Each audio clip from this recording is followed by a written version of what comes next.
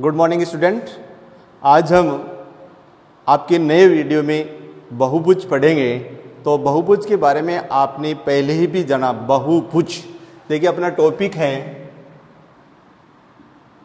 बहुभुज। अब देखिए आपने नाम सुना था है त्रिभुज। क्या सुना? त्रिभुज, चतुर्भुज, पंचभुज। इनके बारे में आप जानते हैं। आपने बहुभुज के बारे में क्या पढ़ा है ना? तो बहुभुज क्या होता है? त्रिभुज, चतुर्भुज, पंचभुज। चतुर्भुज, पंचभुज ये सारे क्या हैं? बहुभुज है। ये सारे क्या हैं? बहुभुज है। तो बहुभुज की जो परिभाषा है वो क्या है? बहुभुज की परिभाषा क्या है? बहुभुज किसे कहते हैं? तो जैसे आपने त्रिभुज का नाम सुना, क्या पढ़ा? तीन भुजाओं से घिरी आकृति। तीन भुजाओं से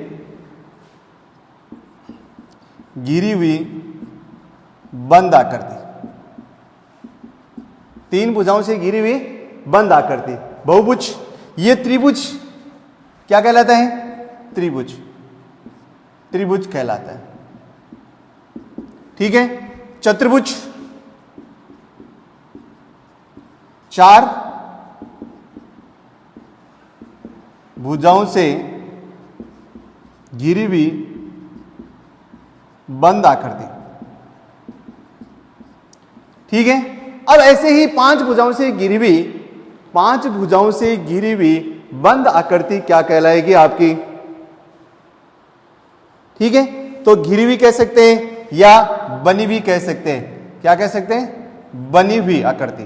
क्या कह सकते हैं? बनी हुई आकृति। बनी हुई आकृति।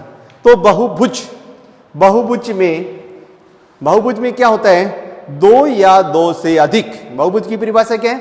दो या दो से अधिक भुजाओं से बनी हुई बंद आकृति को हम क्या कहेंगे? बहुभुज कहेंगे। अब बहुभुज, बहु का मतलब भी होता है दो से अधिक। बहु भाई दो हो सकते हैं, दो से तीन, और दो की कोई, जैसे अपन दो भुजाओं खींचे, क्या आकृति बनी? कोई ये बहुभुज बना नहीं, ये कौन बना है? ठीक है। लेकिन जैसे मैं इसको बनाऊं तो ये क्या बन जाता है? त्रिभुज बन जाता है। क्या बन जाता है? त्रिभुज। तो दो भुजाओं से घिरी हुई बंद आकृति क्या नहीं, दो या दो से अधिक भुजाओं से घिरी हुई बंद आकृति क्या कहलाती है? बहुभुज कहलाती है। क्या कहलाती है? बहुभुज। अब देखिए यहां थोड़ा सा ध्यान देंगे आप। बहुभुज में हमें कितने प्रकार के बहुभुज होते हैं? ठीक है। अब बहुभुज है ना, अब यहां देखो ये बहुभुज है। बहुभुज इसका है, बहुभुज की परिभाषा हुई दो या दो से अधिक, दो या दो से अधिक, दो या दो से अधिक भुजाओं से बनी बंद आकृति। बंद आकृति क्या कहलाती है? बहुभुज कहलाती है। दो या दो से अधिक, दो या दो से अधिक भुजाओं से बनी हुई बंद आकृति बहुभुज कहलाती है। अब इसका देखिए, आप एक कागज लेंगे। जैसे आपने एक कागज लिया, ठीक है। अब कोई भी कागज हो सकता है, ये कोई भी कागज आपका हो सकता है। जैसे ये एक कागज है, इस कागज, ये क्या है? कागज है। अब इसके अगर हम इसे बाउंड्री लाइन ऐसे कर देते हैं तो ये क्या बना? ये क्या बना? रेखाओं। ये रेखाखंड, रेखाखंड हो गए। जैसे ये ए है, ये बी है, ये रेखाखंड हो गए। क्या हो गए? रेखाखंड। ये भी क्या हो गया? रेखाखंड। अब आप कागज को अगर आप ड्राइव करते तो ये चारों रेखाओं से बंद हो जाती है। तो चारों रेखाखंड से बंद आकृति तभी बहुभुज होगा, वरना बहुभुज नहीं होगा। ये बात ध्यान में रखोगे। तो अपनी जो परिभाषा है, जो बहुभुज की जो परिभाषा है, बहुभुज की जो परिभाषा है कि दो या दो से अधिक भुजाओं से घिरी हुई बंद आकृति को हम क्या कहते हैं? बहुभुज कहते हैं। अब यहां बहुभुज के बारे में हम क्या पढ़ेंगे? सबसे पहले बहुभुज को देखिए, कौन कौन से बहुभुज होते हैं? कौन कौन से बहुभुज होते हैं? तो भुजाओं के आधार पर बहुभुज, भुजाओं के आधार पर बहुभुज। देखिए भुजाओं के आधार पर बहुभुज। अब इनका नाम आप जान सकते हैं। यदि भुजा है, भुजाओं की संख्या, भुजाओं की संख्या और बहुभुज का नाम, बहुभुज का नाम, भुजाओं की संख्या। जैसे भुजाओं की संख्या कितनी है? 3 है, तो आप यहाँ किसका नाम लिख देते हो? त्रिभुज लिख देते हो। क्या लिख देते हो? त्रिभुज। अगर भुजाओं की संख्या 4 है तो आप यहाँ क्या लिखोगे? चतुर्भुज। क्या लिखोगे? चतुर्भुज। अगर यहाँ 5 है तो आप क्या लिखोगे? पंचभुज। क्या लिखोगे? पंचभुज। अगर 6 है तो आप क्या लिखोगे? षटभुज। क्या लिखोगे? षटभुज। अगर 7 है तो आप क्या लिखोगे? सप्तभुज। क्या लिखोगे? सप्तभुज। और अगर 8 है तो आप क्या लिखोगे? अष्टभुज। क्या लिखोगे? अष्टभुज। तो यहां ध्यान देने की बात यह है, यहां बात ध्यान देने की है कि भुजाओं की संख्या, ऐसे आगे और चल जाते हैं और ये भुजाएं बन जाते हैं त्रिभुज। जैसे त्रिभुज आप जानते हैं कि त्रिभुज 3 भुजाओं से घिरी हुई बंद आकृति होती है, तो त्रिभुज हो गया। उसके बाद में और चतुर्भुज हो गया, ये 4-5 भुजाओं वाला पंचभुज, 6 भुजा षटभुज और 7 भुजाओं वाला सप्तभुज, 8 भुजाओं वाला अष्टभुज। अब बात आती है कि इसको अगर भुजा एक समान होती है, जैसे त्रिभुज है, अब त्रिभुज का हम देखते हैं कि त्रिभुज में एक तो ये समान भुजाएं, तो हम समान भुजाएं इसलिए इसको समबाहु त्रिभुज कहते थे। क्या कह देते हैं? समबाहु त्रिभुज। अगर ये 2 भुजाएं हैं, अगर ये 2 भुजाएं बराबर हैं तो समद्विबाहु कह देते हैं। क्या कह देते हैं? समद्विबाहु त्रिभुज। क्या कहते हैं? सिर्फ। और यही त्रिभुज अगर तीनों भुजाएं अलग है तो विषमबाहु त्रिभुज कह देते हैं। क्या कह देते हैं? विषमबाहु त्रिभुज। अब ध्यान देने वाली बात है, क्या ऐसे इनमें भी हो सकता है? इनमें भी हो सकता है। तो जैसे ही अगर समान भुजाएं किसी बहुभुज, यदि किसी बहुभुज की भुजाएं लंबाई में क्या है? लंबाई में समान है, लंबाई में समान है, तो वह समबहुभुज कहलाता है। क्या कहलाता है? समबहुभुज कहलाता है। यहां ध्यान देने वाली बात यह है, बेटा ध्यान देने वाली थी, अरे भुजाएं बराबर है, जैसे हम चतुर्भुज बनाएंगे, अगर भुजाएं समान है उसकी, तो वो 4 कितने हो सकते हैं? या तो चतुर्भुज में वर्ग हो सकता है या समचतुर्भुज हो सकता है। क्या हो सकता है? समचतुर्भुज हो सकता है। तो यहां ध्यान देने की बात यह है कि भुजाओं के आधार पर बहुभुज बताया मैंने, भुजाओं की संख्या जैसे बताई मैंने, पहले बताई, जैसे भुजाओं की संख्या 3 है तो त्रिभुज कहलाता है, 4 है तो चतुर्भुज कहलाता है, 5 है तो पंचभुज कहलाता है, 6 है तो षटभुज कहलाता है, 7 है तो सप्तभुज, 8 है तो अष्टभुज कहलाता है। ऐसे ही अगर भुजाएं समान है तो इनको हम क्या कह सकते हैं? कोई भी बहुभुज है उसकी भुजाएं समान है तो उन्हें हम क्या कहेंगे? समबहुभुज कहेंगे। क्या कहेंगे? समबहुभुज। अब विकर्ण क्या होते हैं? देखिए विकर्ण क्या होते हैं, यहां ध्यान देने वाली बात है विकिरण। देखो विकिरण में देखो कैसे हैं विकिरण। अब आपने एक ये चतुर्भुज बनाया, इस चतुर्भुज बनाया, जैसे इसके A, B, C और D, ये देखो ये आ गया सम्मुख भुजाओं को मिलाने वाला रेखाखंड। क्या है? सम्मुख भुजाओं को मिलाने वाला रेखाखंड। सम्मुख भुजाओं को मिलाने वाला रेखाखंड क्या कहलाता है? विकिरण कहलाता है। क्या कहलाता है? विकिरण कहलाता है। अब हमें यह पता है कि ये चतुर्भुज में कितने विकिरण होते हैं। जैसे A को C से, इसके सामने वाले को C से मिलाया और इसको इससे मिलाया, ठीक है। अब यहां 2 विकिरण हो गए। कितने विकिरण? अगर हम त्रिभुज की बात करें, क्या इसमें विकिरण खींच सकता हूं मैं? अरे इसमें विकिरण खींच सकता हूं मैं। किसको मिलाऊं? A का सम्मुख जिस्ट कौन सा है? आपको इसको भी मान सकते, इसको भी नहीं मान सकते, सम्मुख तो जिस्ट रहता है। तो त्रिभुज में कोई विकिरण नहीं होता है, कोई विकिरण नहीं होता है, यानी विकिरण नहीं होता है, इसका मतलब शून्य है। इसका विकिरण कितना है? शून्य विकिरण है। कितना विकिरण है? शून्य विकिरण है। तो ध्यान देने वाली बात है विकिरण। अब देखिए अगर हम विकिरणों की संख्या के बारे में बात करें, जैसे मैं पंचभुज बनाता हूं, कितना बनाता हूं? एक पंचभुज बनाता हूं और उसके बाद में आप देखते हैं कि पंचभुज में विकिरणों की संख्या कितनी होती है। पंचभुज में विकिरणों की संख्या कितनी होती है? पंचभुज में विकिरणों की संख्या कितनी होती है? A, B, C और D और ये E। ये इसके 5 भुजाएं, ये है पंचभुज। क्या है? पंचभुज।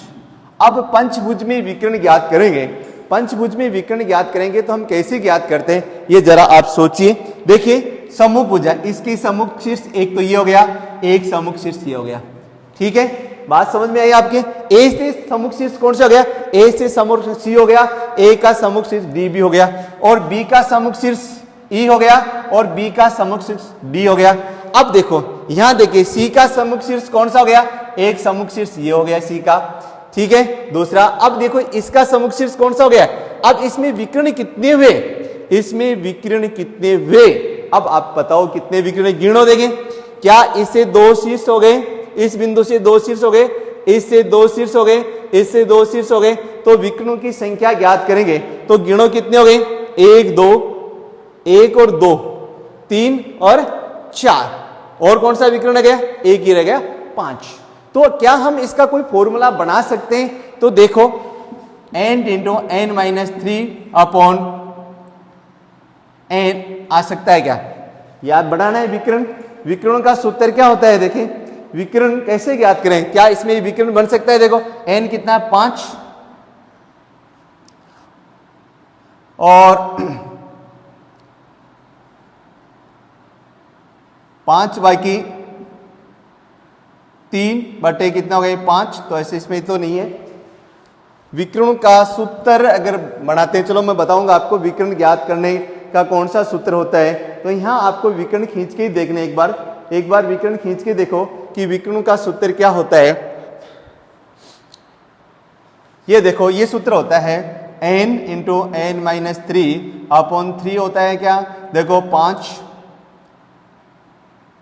अपॉन 2, तो यहां क्या आ गया? 5 बाकी 3 बटे 2, तो 5 बाकी 2 गुणा 2 बराबर कितने हो गए?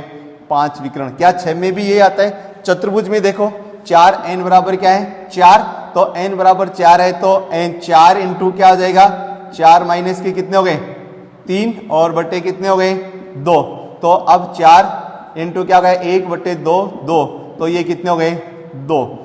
अब त्रिभुज में देखो 3 इंटू 3 माइनस 3, 3 माइनस 3 और बटे 2, तो ये 3 इंटू 0 बटे 2, तो 0 बटे 2 बराबर क्या हो गया? 0। तो विकर्ण ज्ञात करने का सूत्र है ये n into n minus 3 upon 2।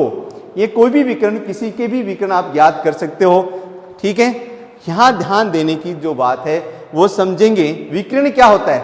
विकर्ण क्या होता है, यहां बात ये नहीं है कि आपको सूत्र, आपको सबसे आपके सिलेबस में सिर्फ इतना ही है कि आप किस प्रकार से इसको ज्ञात कर सकते हैं, किस प्रकार से याद कर सकते हैं। तो यहां देखिए, यहां आप थोड़ा सा ध्यान दीजिए कि जो विकर्ण होता है वो विकर्ण क्या है? वो विकर्ण किसी भी बहुभुज के सम्मुख शीर्षों को मिलाने वाला रेखाखंड क्या कहलाता है? विकिरण कहलाता है। सम्मुख शीर्षों को मिलाने वाला रेखाखंड क्या कहलाता है? विकिरण कहलाता है। अब बात आती है बहुभुज। जैसे हम जो हमारा जो टॉपिक है वो बहुभुज के बारे में। अब यहां विकर्ण के आधार पर बहुभुज कितने हो गए? विकर्ण के आधार पर बहुभुज, विकर्ण के खींचने के आधार पर, अगर खींचने के आधार पर बहुभुज एक होता है उत्तल बहुभुज, एक होता है उत्तल बहुभुज, एक होता है उत्तल बहुभुज। अब देखिए यहां देखिए उत्तल बहुभुज क्या होता है? उत्तल बहुभुज और बहुभुज एक होता है। आपने विज्ञान में पढ़े अवतल और उत्तल, इसमें भी आप पढ़ेंगे बहुभुज। उत्तल और अवतल क्या दर्पण होते हैं ना, ऐसे भी उत्तल और अवतल क्या होते हैं? अवतल और अवतल बहुभुज होते हैं। तो यहां देखिए उत्तल बहुभुज होते हैं, उत्तल बहुभुज। मैं आपको एक बहुभुज बना के दिखाता हूं। देखो जैसे मैंने एक बहुभुज बनाया, ऐसे बहुभुज बनाए। ये बहुभुज है A B C और D। मैं इनके सम्मुख शीर्षों को मिलाता हूं। सम्मुख शीर्ष A का सम्मुख शीर्ष, तो इसका अगर सम्मुख शीर्ष ऐसे मिलाओ सम्मुख शीर्ष को, तो ये विकर्ण क्या हो रहा है? क्या हो रहा है? बाहर स्थित है। क्या है? बहुभुज के बाहर स्थित है, यानी बाह्य भाग में स्थित है। इसमें बाह्य भाग में, स्थित है, अंतर्भाग में स्थित नहीं है। तो देखिए उत्तल बहुभुज, सॉरी ये सॉरी अवतल, अवतल बहुभुज क्या है? अवतल बहुभुज यानी ये उत्तल बहुभुज में थोड़ा सा ये है, ये ए बी सी और डी। अब देखो इसके क्या है, किसके अंदर स्थित है, किसके? विकर्ण बहुभुज के अंदर यानी मध्य भाग में स्थित है। क्या है? मध्य भाग में स्थित है। तो यहां ध्यान देने की बात यह है कि उत्तल बहुभुज वह बहुभुज होते हैं जिनकी विकर्ण बाह्य भाग में स्थित न होकर किस में होते हैं? किस में होते हैं? मध्य भाग में स्थित होते हैं। और अवतल में क्या होते हैं? अवतल में क्या होते हैं? अवतल में थोड़ा सा ध्यान देने, जैसे ये है, इसमें अगर ये खींचते हैं तो ये बाह्य भाग में स्थित होते हैं। इसमें कौन से भाग में स्थित होते हैं? बाह्य भाग में स्थित होते हैं। तो ये थोड़ा सा ध्यान दीजिए आप, ठीक है। तो दो प्रकार के होते हैं, कौन कौन से होते हैं? उत्तल बहुभुज, अवतल बहुभुज। उत्तल बहुभुज वह बहुभुज होते हैं जिसके विकर्ण बाह्य भाग में विस्तृत नहीं होते हैं, अर्थात विकर्ण अंदर ही स्थित होते हैं। क्या होते हैं? विकर्ण अंदर ही स्थित होते हैं। और ये आपका जो अवतल है उसके क्या है? बाह्य भाग में स्थित होते हैं। क्या होते हैं? बाह्य भाग में स्थित होते हैं। अब देखिए ये हो गया। अब आपका जो बहुभुज है, बहुभुज के कोणों का योग ज्ञात करते हैं। सोचो, कोणों का योग ज्ञात करते हैं। आप देखिए कौन कौन से होते हैं। जैसे मैं एक ये बना रहा हूं, ये ध्यान दीजिए, ये मैंने बनाया पंचभुज। क्या बनाया? पंचभुज, ए बी सी और डी और ई। ये एक पंचभुज है। कैसा भुज है? कोई भी पंचभुज है। इसके जो अंदर वाले कोण हैं, ये जो कोण बनते हैं, कितने कोण बनते हैं? 5 कोण। इन कोणों को क्या कहते हैं? अंतः कोण कहते हैं। क्या कहते हैं? अंतः कोण। क्या है? अंतः कोण। क्या कहेंगे अपन? अंतः कोण कहेंगे, ठीक है। जो अंदर बने हुए भुजाओं द्वारा, दो भुजाओं के मिलने से जो अंदर बहुभुज के अंदर जो कोण बने हैं उन्हें हम क्या कहेंगे? अंतः कोण कहेंगे। क्या कहेंगे? अंतः कोण कहेंगे। अब देखिए यहां ध्यान देने की बात ये, तो बाह्य कोण कौन से होंगे?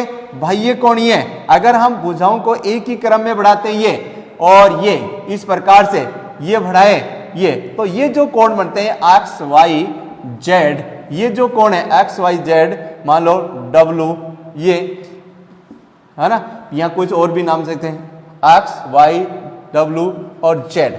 ये जो कोण हैं, ये जो भार बनते हैं वो बाह्य कोण कहलाते हैं। कैसे कोण कहलाते हैं? बाह्य कोण कहलाते हैं।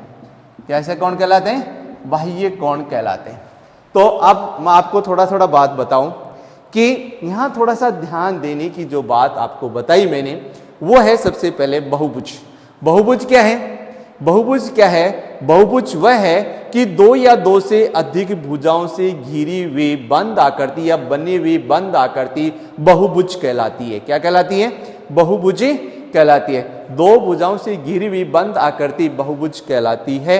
और बहुभुज यानी कोण भुजाओं के आधार पर बहुभुज को बांटा गया है। जैसे भाई दो से अधिक है, तो दो से अधिक जो होते हैं दूसरे कौन होते हैं? 3 भुजाओं से घिरी हुई पहली आकृति है त्रिभुज, उसके बाद में चतुर्भुज, 5 भुजाओं से पंचभुज, 6 भुजाओं से षटभुज, 7 भुजाओं से सप्तभुज, 8 भुजाओं से अष्टभुज बनता है। तो यहाँ थोड़ी सी बात, यहाँ ध्यान देने की जो बात है, आज हम जो इस बात का जो पढ़ रहे हैं, ये पढ़ रहे हैं कि जो बहुभुज है वो कैसे बनता है, इसकी क्या विशेषता है। तो भुजाओं से बंद आकृति है। उसके बाद में बता इसके विकर्ण कैसे खींचे जाते हैं। तो मैंने कहा विकर्ण ऐसे, ये इसके विकर्ण होते हैं सम्मुख शीर्षों को मिलाने वाला रेखाखंड। सम्मुख शीर्षों, जैसे इसको मिला दिया, उसके बाद में ऐसे मिला दिया। तो आपको बताया विकर्ण क्या होते हैं? विकर्ण होते हैं किसी भी बहुभुज के सम्मुख शीर्षों को मिलाने वाला रेखाखंड क्या कहलाता है? आपका विकिरण कहलाता है। क्या कहलाता है? विकिरण कहलाता है। अब देखिए यहां ध्यान देने की जो बात ये थी कि हमें विकर्ण कैसे ज्ञात करें। हमें अष्टभुज दिया हुआ हो, हमें अष्टभुज दिया हो, पंचभुज दिया हो, तो मैंने आपको बताया ऐसे में आप क्या करोगे, आप क्या करोगे कि आपको एक फॉर्मूला बताया विकर्ण ज्ञात करने का फॉर्मूला, यानी किसी भी बहुभुज में विकर्ण बराबर क्या होता है n इंटू एन माइनस 3/2। अब ये किसी भी में देखो, जैसे 5 में आपको मैंने बताया कि n की वैल्यू कितनी है, 5 है, n की वैल्यू 5 है, यानी पंचभुज में ज्ञात करना है तो 5 बाकी कितने हो गए, 3 बट्टे कितने हो गए, 2, तो 5 इंटू कितने हो गए, 5 इंटू कितने हो गए, 2 बटे 2, तो कितने आ गए, 5 आ गए, कितने आ गए, 5 आ गए। अब जैसे चतुर्भुज में ज्ञात करो तो 4 इंटू 4 बाकी 2 बटे 2, तो 4 इंटू कितने आ गए,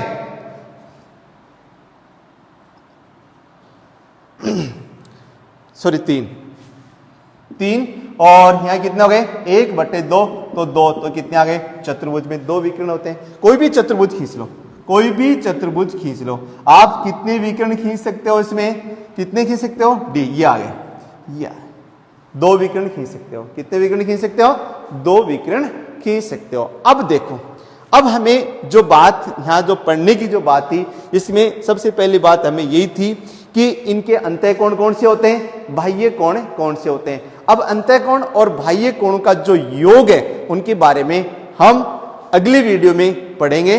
धन्यवाद। अब अगले वीडियो में हम अंतःकोण का योग ज्ञात करना, और